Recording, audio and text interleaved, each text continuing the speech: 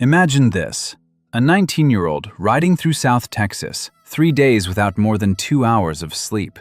His clothes have not been washed in 6 weeks. His boots are soaked from a river crossing that nearly swallowed his horse whole. He has 11 more weeks of this in front of him, for $30 a month. And that is only if the boss decides he actually earned it. Welcome to the channel. I am Clay.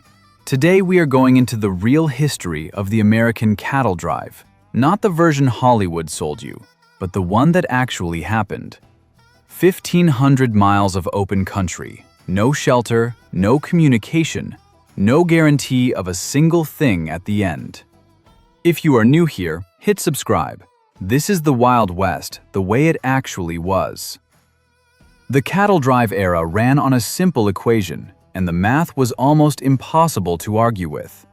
In the years following the Civil War, South Texas was overrun with longhorn cattle, millions of them, roaming half-wild across open brush country.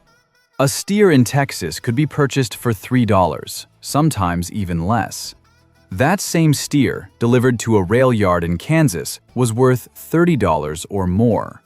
The ranchers who understood that equation got very rich. The men who made it possible got $30 a month. The Chisholm Trail became the road between those two numbers. It was named after Jesse Chisholm, a mixed-heritage Cherokee and Scottish trader who had cut a supply route through Indian Territory in 1865. When the cattle industry needed a path north, his route became the spine of it. Extended south into Texas and north into Kansas, the full trail from the Rio Grande brush country to the stockyards of Abilene could cover 1,200 to 1,500 miles of open country. That was not a tourist route. That was 4 months on horseback, sleeping on the ground, in all weather, moving 2,000 cattle every single day. The crew required to run a drive like that was small by any standard. A typical outfit for 2,000 head ran to around 12 or 13 men, and every one of them had a defined place in the hierarchy. At the top was the trail boss. He earned around $100 a month, more than 3 times what most of his crew saw, and it was his judgment that determined the outcome of the entire drive. When to push hard, when to let the herd rest, when to attempt a crossing, and when to wait. A trail boss who made poor decisions could lose cattle, lose men, or arrive in Kansas with a herd too beaten down to fetch a decent price. Second in standing was the cook, and not because cowboys were sentimental about mealtime. The cook earned $50 to $75 a month, the second highest wage on the drive, because the chuck wagon he operated was the only fixed point in the crew's world. It was the kitchen, the first aid station, the supply locker, and the one structure that tied the outfit together across 4 months and 1,500 miles. Charles Goodnight is credited with designing the first practical chuck wagon in 1866, and the innovation changed the entire scale of what drives could accomplish. The cook's mood, his reliability, his ability to produce something edible in difficult conditions, these things shaped the morale of the entire crew more than almost anything else. Below the cook came the point riders at the front of the herd, the swing riders along the sides, the flank riders further back, and at the very bottom, the wrangler. The wrangler was usually the youngest man on the crew, sometimes a teenager, and his job was the remuda, the string of spare horses every cowboy depended on. Each rider burned through 4 to 6 horses over the course of a drive, rotating them daily to prevent breakdown. The wrangler ate last, slept where he could, and took whatever orders came his way from everyone above him. Now, here is something most Western films quietly buried. Roughly 1/3 of all trail cowboys were black, and a significant additional portion were Mexican vaqueros. Some historical estimates put the total non-white workforce on the trail at closer to 40%. Black cowboys like Bose Eichard, who rode for Charles Goodnight on the Goodnight Loving Trail, and was trusted above nearly anyone else in the outfit. And Nat Love, whose memoir gives a first-hand account of the era, were not exceptions. They were part of the ordinary fabric of an industry that depended on them. The vaqueros brought most of the actual technique, the roping, the vocabulary, the equipment. The word lasso comes from the Spanish lazo. Rodeo is a Spanish word. Buckaroo is a corruption of vaquero. The entire professional culture of the American cowboy was built on a foundation that Hollywood spent decades pretending did not exist. And the wages that foundation earned? $25 to $40 a month, if the outfit was fair, and if the drive succeeded. A cattle drive ran on routine the way a clock runs on gears. It had to. 2,000 longhorns moving through unfamiliar country with predators and weather and strange sounds on every side would scatter without consistent handling. So the crew built a rhythm, and they held to it from the first week to the last. The day began before dawn, 4 in the morning, sometimes earlier. The cook had his fire going by 3:30, and breakfast was on before the sky showed any real light. The menu did not change much over 4 months. Beans, cooked slow overnight in a cast-iron Dutch oven. Salt pork or dried beef.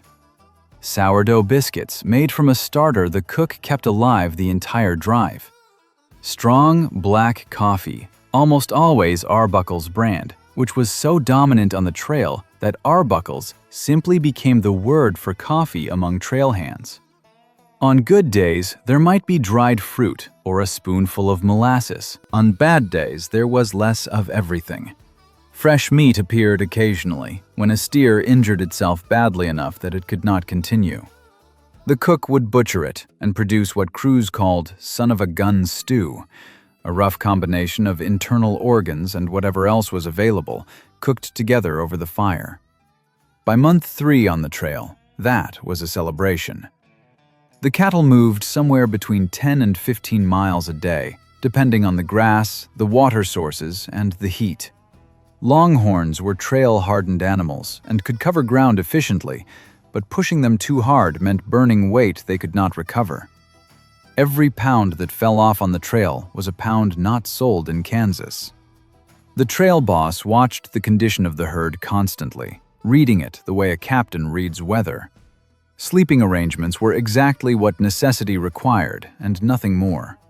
Each cowboy had a bedroll, a canvas tarp wrapped around a wool blanket, maybe 2 if the man had planned ahead. He slept on the ground. When it rained, he slept on wet ground. When temperatures dropped, he added his saddle blanket and his coat and got through it. There were no tents. There was no shelter of any kind except what a man could rig with a piece of oilcloth. In 4 months on the trail, a cowboy might have 1 change of clothing. Some made do with none. Personal hygiene depended entirely on what the nearest creek or river allowed, which over long dry stretches was nothing at all. Lice were common. Saddle sores were universal. The sun over the Texas and Indian Territory plains in summer was not a romantic backdrop. It was a sustained physical condition. Skin cracked, eyes burned from the dust thrown up by the cattle moving ahead.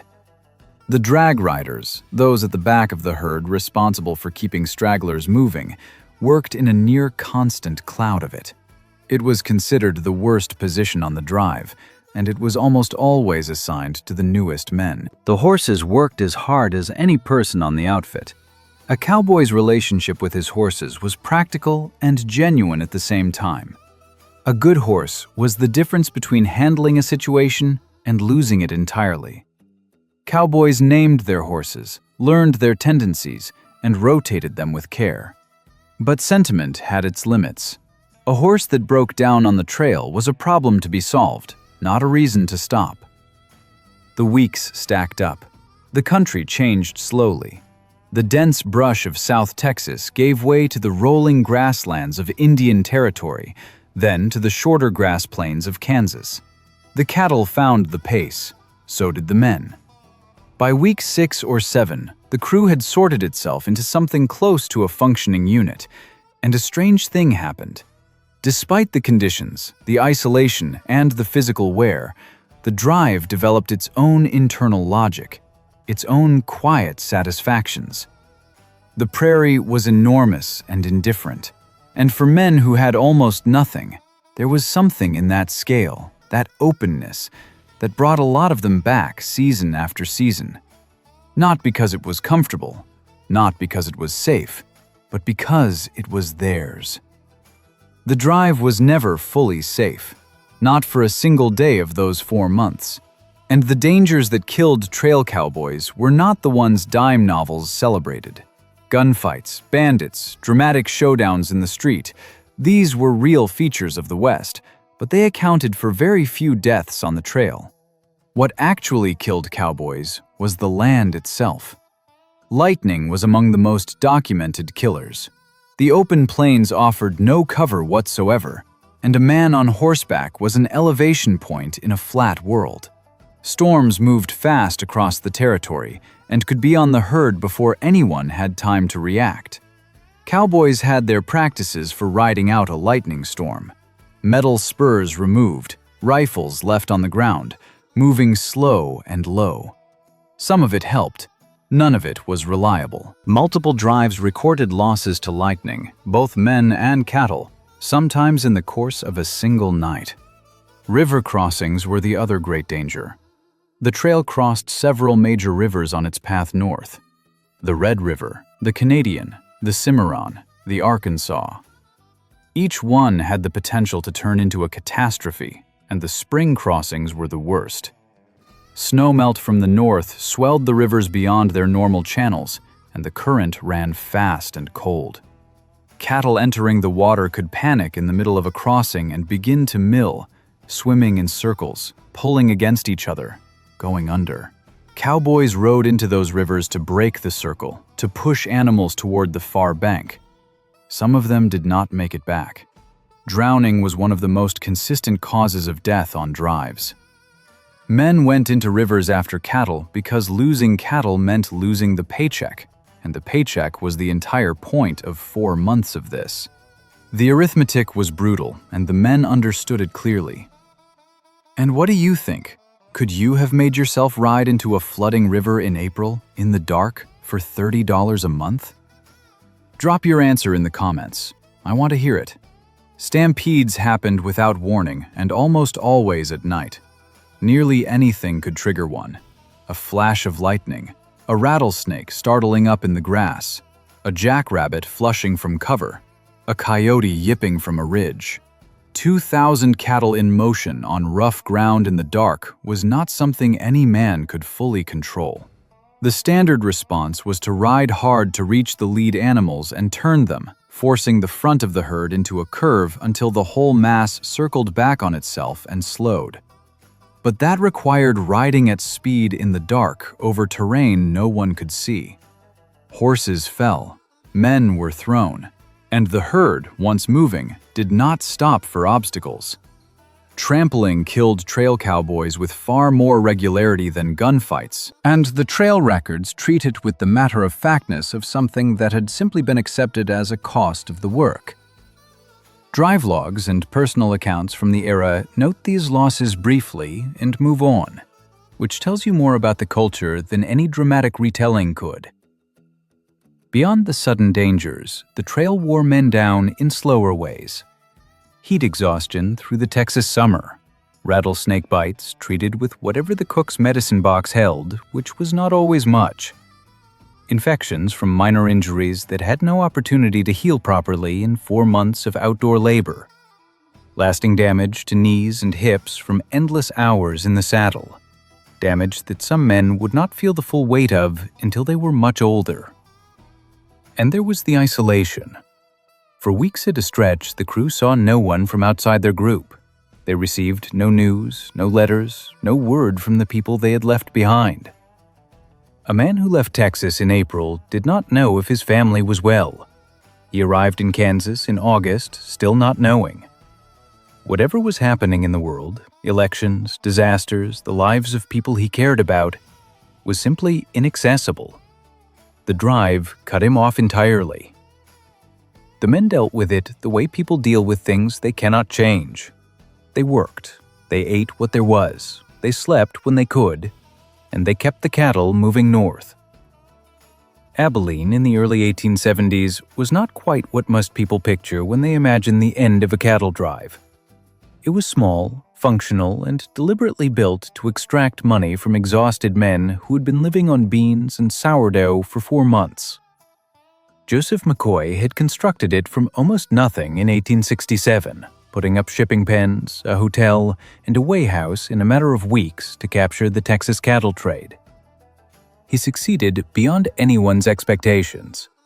In its peak years, hundreds of thousands of cattle moved through Abilene in a single season. When a crew arrived after months on the trail, the town absorbed them quickly.